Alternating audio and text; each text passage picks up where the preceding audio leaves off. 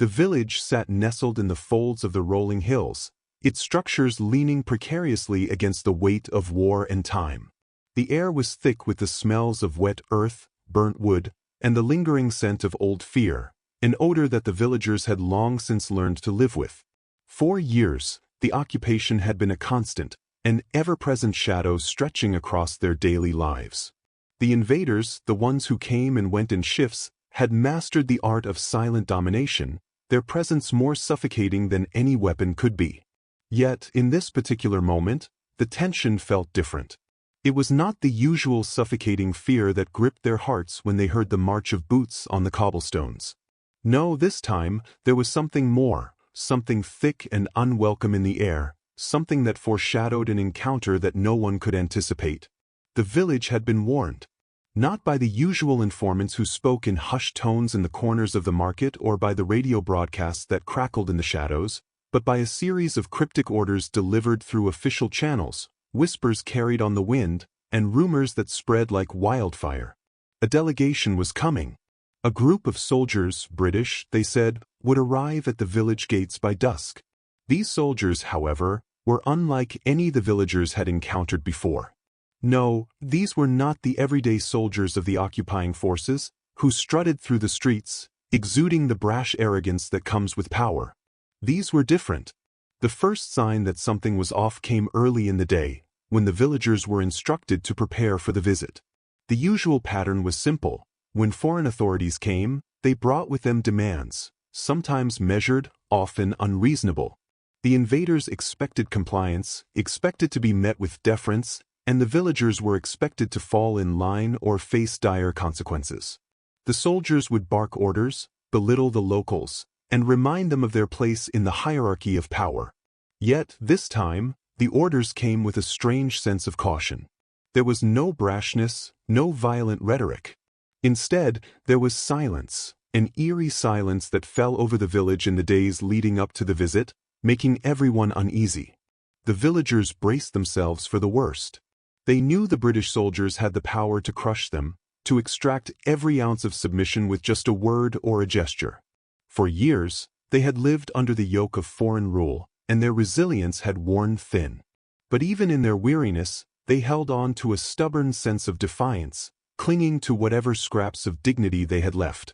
So, when they heard the rumbling of trucks and the sound of boots echoing through the streets, there was an unsettling sense of anticipation. They gathered in the village square, trying to present themselves as stoic as possible, hiding the dread that gripped them beneath the weight of their military uniforms and old, faded clothes. The soldiers arrived just as the sun began to dip below the horizon, casting long shadows across the cobbled streets. The sight of them, tall, stern, and unyielding, was enough to make even the most hardened among the villagers flinch. They were not here for a friendly visit, that much was clear. There was no parade, no official welcome. Instead, the soldiers moved in a tight formation, their steps synchronized, their faces impassive. They were a living wall of authority, a reminder of the empire that had once ruled over the world, now reduced to this quiet, almost ceremonial visit. The villagers stood in silence as the soldiers approached the gate. There were no raised voices, no sounds of the usual military drills that accompanied the arrival of the occupying forces. The British soldiers did not shout orders or bark commands, but moved in a kind of controlled precision that seemed almost choreographed. They did not look at the villagers with disdain, nor did they offer any form of acknowledgement. Instead, their eyes remained forward, fixed on some distant point beyond the village, as though they were walking through a dream, a place neither here nor there, detached from the reality of the village below. The villagers, however, felt the weight of their gaze, an invisible pressure that clung to the air between them. The silence between the villagers and the soldiers was not one of mutual understanding, nor was it one born of peace. It was the kind of silence that comes with uncertainty, a silence that made the heart beat faster and the mind race with questions. What would happen next? What were these soldiers here for? Why had they arrived in such quiet, unannounced fashion? There was no answer, only the unsettling quiet, punctuated by the sound of the soldiers' boots hitting the stone ground.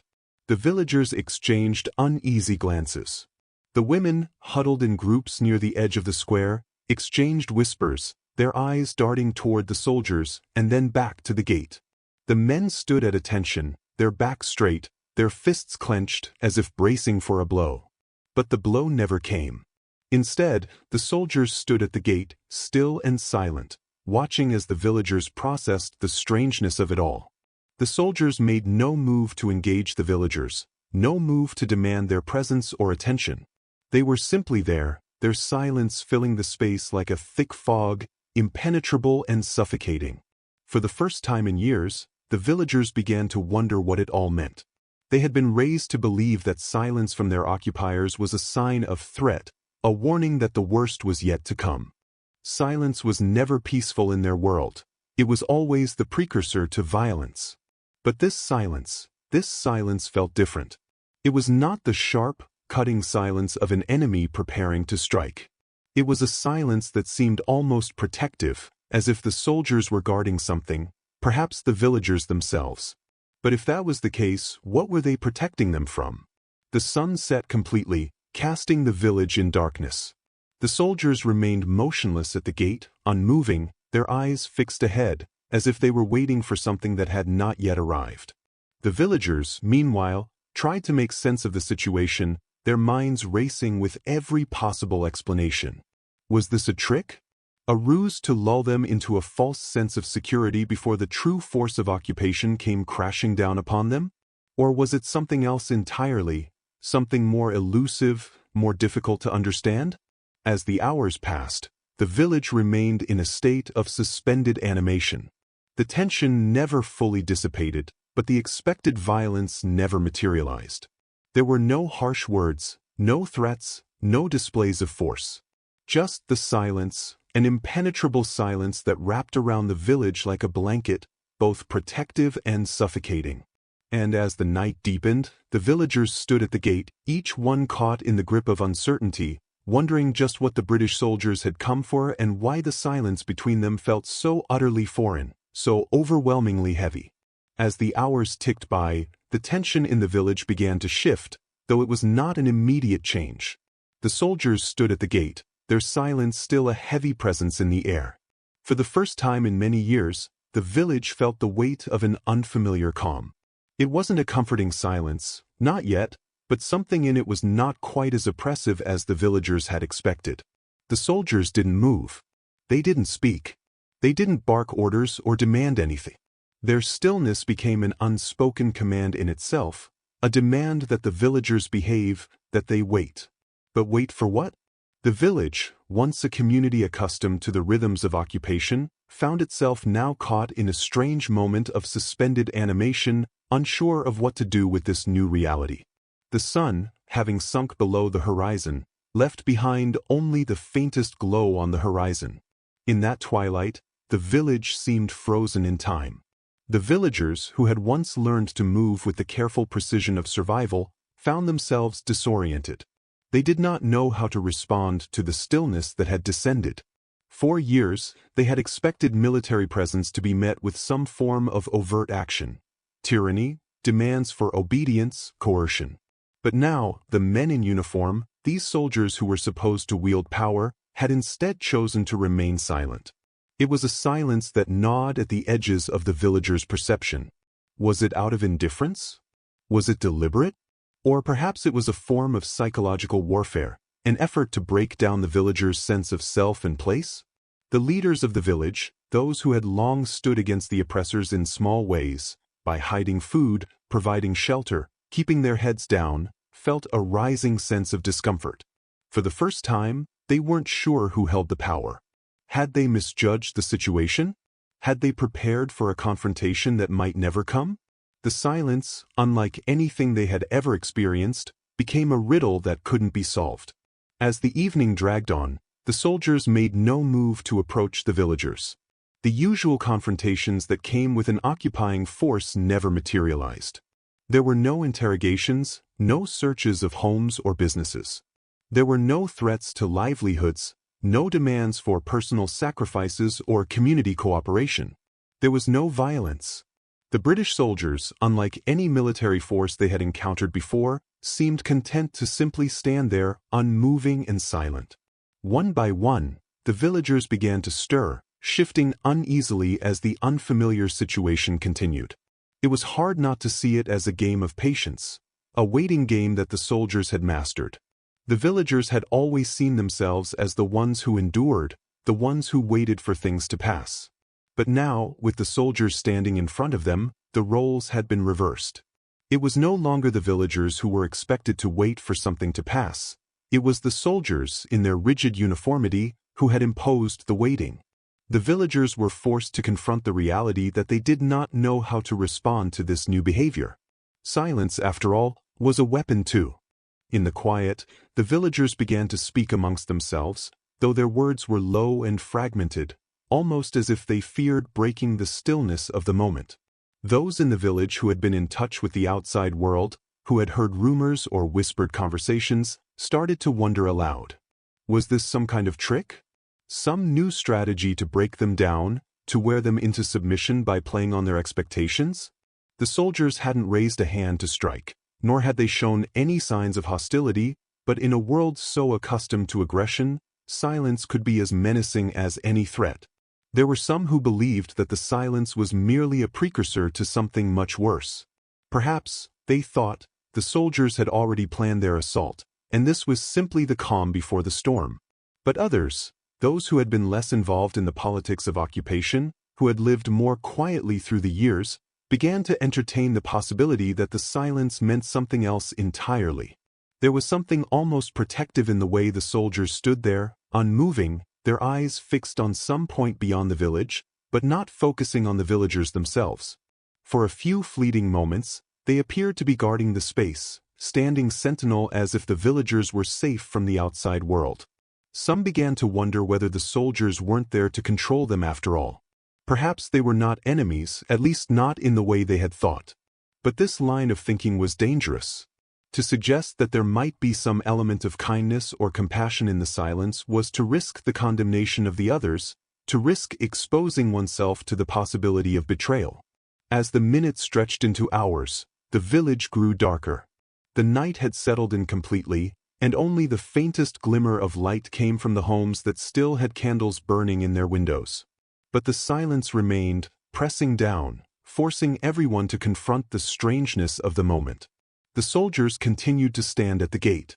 It was not just the absence of sound that unnerved the villagers, it was the absence of motion. There were no hands raised in command, no shoulders squared in defiance. The soldiers were simply there, as if they had become part of the landscape, unyielding and still.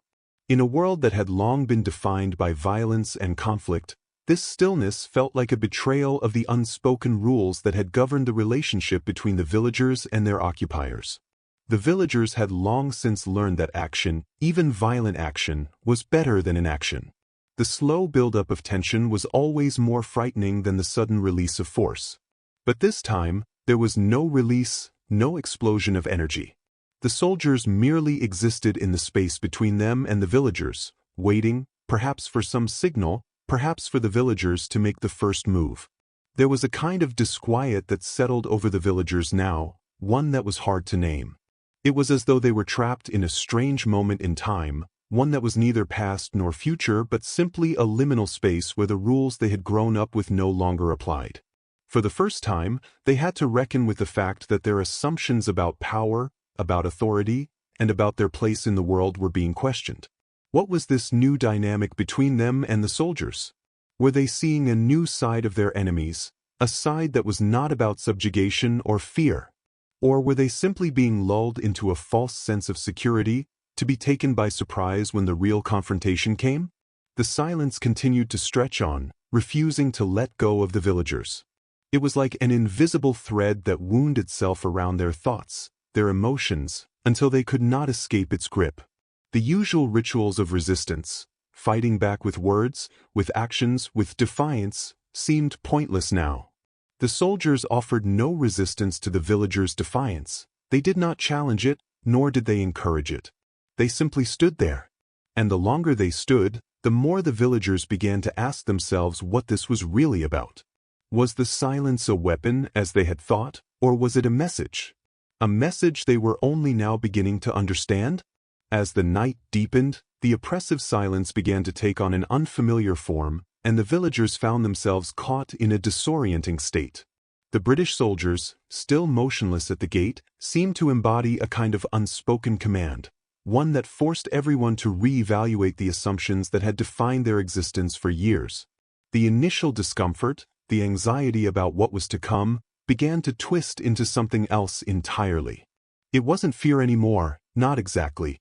Instead, it was a complex mixture of curiosity, suspicion, and, in the most unexpected corners of their minds, something that could only be described as a tentative hope. They began to question the narrative they had carried in their hearts for so long, the narrative that had taught them to see the enemy as brutal, to anticipate nothing but cruelty, and to expect every encounter to be one of violence, intimidation, or worse. As time wore on, the villagers could no longer ignore the fact that something profound had shifted. The silence was no longer an eerie, unsettling thing. It had become something far more ambiguous, hovering in the space between them and the soldiers. The soldiers, in their stillness, had begun to do the unthinkable. They were no longer mere symbols of authority, nor were they the faceless oppressors who had once dictated the terms of their survival. Slowly, they had become human again. In the face of their unusual calm, the villagers began to see them not as conquerors, but as individuals, just men, perhaps weary men, standing in front of them. At first, it was almost imperceptible.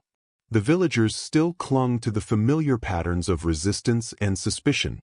The men who had been most involved in the underground movements, the ones who had hidden food supplies, who had orchestrated silent revolts and avoided the harsh gaze of the soldiers, could not completely release their long-held distrust.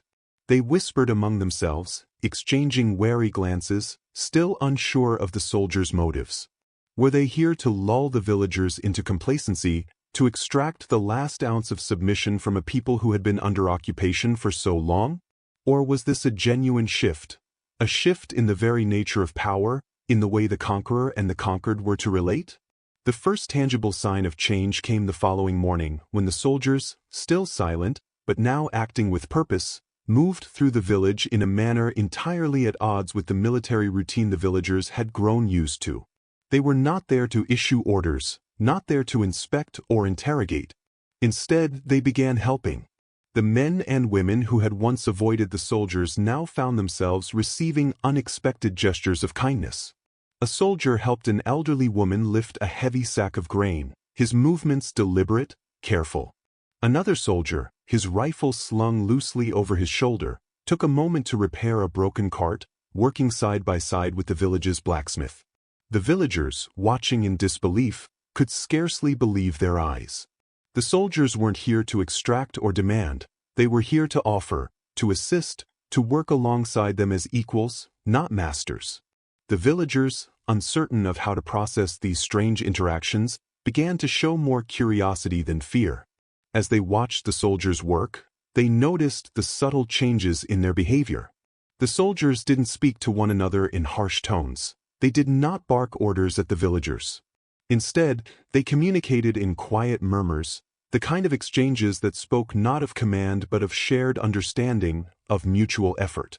The soldiers would pause, exchange a few words, and then continue on, moving from one task to the next without interruption, without expectation of recognition. It was at this point that the villagers began to question the very nature of their relationship with these soldiers. Were these men, who had once been mere symbols of foreign oppression, now a different breed entirely? Or was this a performance, a carefully calculated act meant to obscure their true intentions? It was difficult to say. What they did know, however, was that the silence had not merely persisted, it had evolved. It was no longer a weapon, nor was it a harbinger of violence. Instead, it had become a space for something else, something the villagers could not quite name but felt in their bones. The soldiers were not here to make demands. They were not here to assert their control. They were here to simply be present, human, and, perhaps for the first time, vulnerable. The strange reversal continued as the days passed. The soldiers, once rigid and distant, began to reveal small glimpses of their humanity. One soldier, who had previously kept his distance, paused near a group of children who were playing in the village square. The children, curious but cautious, stopped and stared. The soldier did not shoo them away, as was customary. Instead, he watched them for a moment, his face softening as he took in their laughter. Slowly, and with a touch of awkwardness, he crouched down and began to play with them. It was a small moment, but for the villagers, it was a pivotal one. It was the kind of act that broke through the thick wall of assumption and allowed them to see the soldier not as an enforcer, not as an oppressor, but as someone who could share in their humanity, in their moments of simple joy. The village elders, those who had witnessed the slow and painful erosion of their way of life, gathered quietly at night, away from the eyes of the younger villagers, to discuss what they had seen. There was no consensus. Some believed this behavior to be a trick, a way to gain the villagers' trust before imposing even harsher measures. Others, more cautious, thought it could be a momentary lapse in the soldiers' usual discipline, perhaps born of war fatigue or disillusionment with their own cause. But there were others still, those who had always viewed the world with a quiet, almost spiritual insight, who felt that this change was not a trick. They believed it to be a kind of moral reversal, a profound shift in the world order that could not easily be explained, not with logic or reason, but with a deep, unspoken understanding. In the quiet hours of the night, as the village lay still beneath the weight of uncertain anticipation, the elders began to speak of what might be a new kind of peace, not one that was won through battle or force, but one that could be forged through quiet acts of compassion and shared humanity. They spoke of how the British soldiers, who had once been perceived as invincible tyrants, might now be viewed in a new light, not as enemies to be feared, but as fellow human beings who had come, not to conquer, but to coexist. It was a radical thought, one that had never occurred to them before. But in the silence of the night, with the soldiers working side by side with the villagers, helping in ways no one had expected, it seemed like the only logical conclusion. The change in the soldiers was subtle, but it was unmistakable. It wasn't just their willingness to help with physical tasks or their quiet, respectful behavior. It was in the way they began to engage with the villagers, not as subordinates, not as subjects to be ruled, but as equals. The soldiers would sit in the village square during breaks, eating their meals not in isolation but alongside the villagers. They would share stories, though none too personal, and in the midst of these exchanges, a kind of understanding began to form between them. The villagers saw, for the first time, that the soldiers, too, were caught in the tide of war, that they were not immune to the weariness, the fear, and the uncertainty that marked the lives of those who had been occupied for so long. They were not invincible. They were not gods. They were men just like the villagers. For the first time in many years, the villagers began to allow themselves to believe in something they had long since abandoned, the possibility of peace, the possibility of a future where the occupiers were not seen as invaders but as fellow human beings. It was an idea so foreign, so radical, that it seemed almost impossible to entertain. But in the quiet moments, in the work they did together, the villagers began to wonder whether the silence, the long, drawn-out silence that had once been so suffocating, was not a sign of oppression after all, but a sign of something new, something unknown. The soldiers had changed. And in the process, the villagers had begun to change as well. The walls between them had started to crumble, and for the first time in years, they began to feel a flicker of hope. As the days continued to unfold in the uneasy rhythm of unspoken exchanges, the villagers found themselves trapped in a growing web of uncertainty. It had been weeks since the British soldiers first arrived, their silence still a constant, but now, with each passing day, the silence had evolved into something far more complex, far more dangerous than any of them had anticipated. The village, once alive with murmurs of defiance and quiet resistance, was now shrouded in a kind of moral ambiguity that had begun to gnaw at the core of their collective conscience. The soldiers, who had once been nothing more than symbols of tyranny and oppression, had somehow, in the quietest of ways, infiltrated their hearts, not as conquerors, but as men with whom they could almost, in some inexplicable way, share a fragile sense of kinship. The villagers, who had long believed that the occupying force was an unyielding monolith of power, now struggled to understand what this new silence meant. It was no longer the silence of oppression. It had become something else entirely, something that left them vulnerable, uncertain, and at times, even afraid of their own thoughts. The first cracks in their resistance began to form. No longer were the villagers as quick to distrust the soldiers, as quick to retreat into their own cloistered world of resistance and survival. There were no more whispered plans for revolt, no more fierce exchanges in dark corners about how they could topple the oppressors. The villagers began to question whether those plans had been futile all along, whether the fight they had carried within them for so long was just a desperate clinging to a past that no longer existed. The suspicion, once so natural and ingrained, began to slip away, and with it came a new kind of paralysis. The leaders, those who had once spearheaded resistance movements, now found themselves uncertain of their role in the village's future. What was the point of resistance if the oppressors were no longer the faceless monsters they had imagined? What was the point of rebellion if the soldiers, who had once been nothing more than symbols of oppression, were now offering help, offering a kind of companionship that the villagers had never expected? The soldiers who had once ruled with iron fists had now shown themselves to be men who could toil alongside them, repair broken carts, offer water, and share quiet moments of reflection. It was a reversal so profound that it left the villagers questioning their very identity. But this new reality, as unsettling as it was not without its own dangers. The elders, who had long been the keepers of tradition and wisdom, began to speak in hushed tones of a kind of creeping complacency that was settling over the village. The silence that had once been a weapon of fear now felt almost too comforting. The villagers began to depend on the soldiers, to rely on their steady presence in a way that felt unnatural. The act of trusting the soldiers, even in the smallest of ways, began to erode the villagers' sense of self-reliance.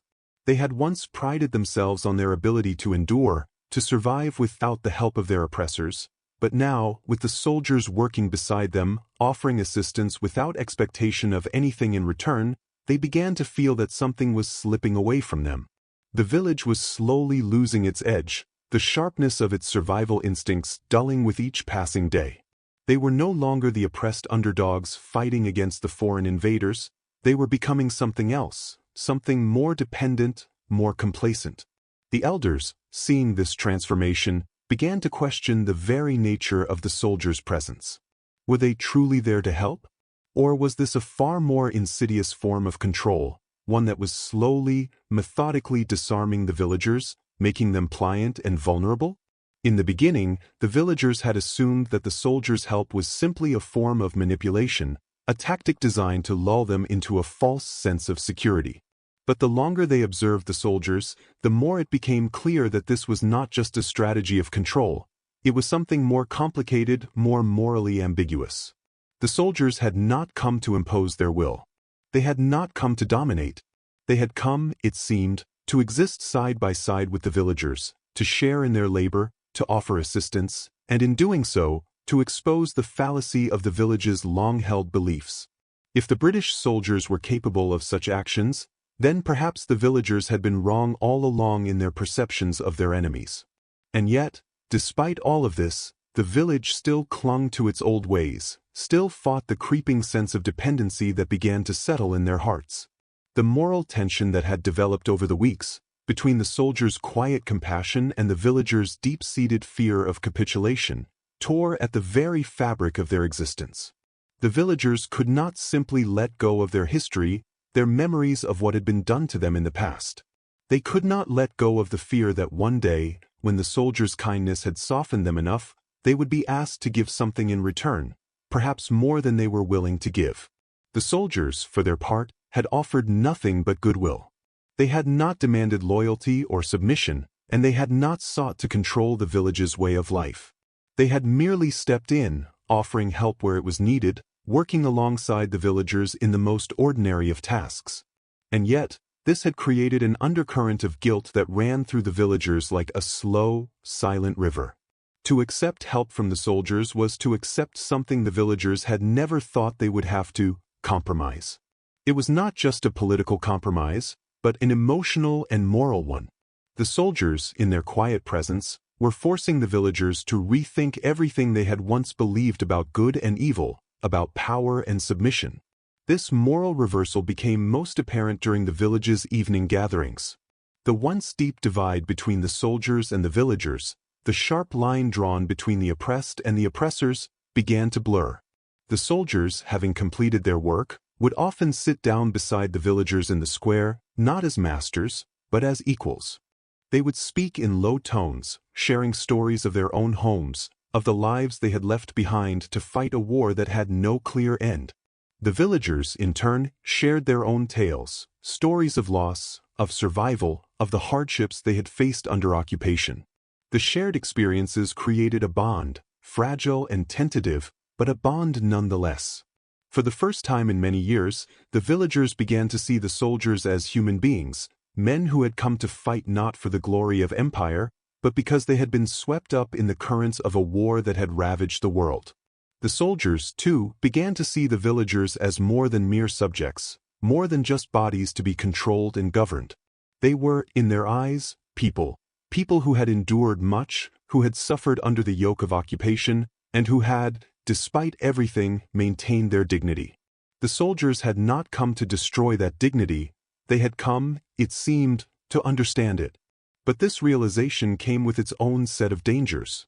The villagers' growing affection for the soldiers, their recognition of the shared humanity between them, began to erode their resistance. The elders, who had once been the voice of defiance, now found themselves questioning their own convictions. Could they continue to resist the soldiers who had shown nothing but kindness, who had worked alongside them, who had shared in their pain? Could they still view them as the enemy, when the lines between friend and foe had become so obscured? The internal conflict that began to brew within the villagers became a kind of quiet rebellion, one that could not be easily resolved. They could not completely accept the soldiers as equals, not entirely. But neither could they continue to view them as the embodiment of evil. The silence that had once been a weapon of fear had now become a weapon of moral reflection, forcing them to face the uncomfortable truth that the world was not as black and white as they had once believed. And so, they continued to live in the tension of that silence, never quite able to fully reconcile the conflicting emotions that had been stirred within them. In the quiet spaces between their interactions, the villagers began to wonder what the future would hold. Could they live with the soldiers in a world where power was no longer defined by dominance and submission? Could they, in the end, forge a new kind of peace, one that was not born out of fear or oppression, but out of mutual understanding and respect? The answer remained elusive, and the silence between them lingered, no longer an instrument of control, but a space for introspection, for the slow unraveling of the assumptions that had once defined their world. The soldiers were still there, still working beside them, but they were no longer simply soldiers. They had become something else, something far more complex, and in doing so, they had forced the villagers to question the very nature of their own identity. As the weeks passed, the village settled into a strange, uneasy rhythm, one that was neither dictated by the brutal reality of occupation nor the idyllic peace that the villagers had longed for. The British soldiers, though still present, had become less of a foreign force and more of a fixture within the community. Their silent solidarity with the villagers, their willingness to contribute rather than control, had blurred the lines between oppressor and oppressed, between conqueror and conquered. The soldiers no longer seemed like an occupying force. They were, in some ways, more like neighbors. But this newfound familiarity, this sense of quiet companionship, came at a cost. The villagers, in their quiet moments, began to question whether the very nature of their resistance had been compromised. They wondered if the kindness they had been shown, the help they had received, had led them down a path they could never return from. In the final days before the soldiers' departure, there was an undeniable tension in the air. The villagers, though they had never fully reconciled the moral reversal they had experienced, could not ignore the looming sense of loss that followed the soldiers' sudden presence in their lives. For all their shared labor, for all the quiet moments spent working side by side, the soldiers were still not permanent. They had never come to stay. They had come as emissaries, as temporary agents of a war that was still being waged elsewhere. And now, their time in the village had come to an end. The night before the soldiers were to leave, the village square was filled with an unusual stillness. The air seemed charged, as if the very earth beneath their feet was holding its breath. The villagers, who had spent so many years living in fear and suspicion, now found themselves unsure of what to feel. They had never expected this. The idea that the soldiers would simply leave without fanfare, without the usual uproar or chaos that accompanied the departure of an occupying force. Instead, they were simply walking away, their presence fading quietly into the background as they had once appeared. The elders, who had once been the most vocal in their resistance, now found themselves standing on the fringes of the square, watching the soldiers as they gathered their few belongings, preparing for the journey that would take them away from the village. The leaders of the village, too, stood at a distance, uncertain of their own place in this strange, new reality. They had been tested in ways they had never expected. They had been forced to confront the complexities of power, of humanity, and of survival, and now they were left with the aftermath of those realizations. The village they had known, the village of resistance, of hidden strengths and quiet defiance, was no longer the same. The soldiers, who had once been their enemies, had transformed their world in ways that left them uncertain of who they were without the old narrative of occupation. The soldiers, as they prepared to leave, did not say much. They had never been ones for grand speeches or dramatic goodbyes. Their departure was quiet, almost as if they, too, were unsure of how to leave this strange place they had occupied, both physically and morally. They had entered as invaders, as conquerors, but they were leaving as something else, perhaps as fellow human beings who had shared in a moment of peace, however brief, in a world defined by conflict.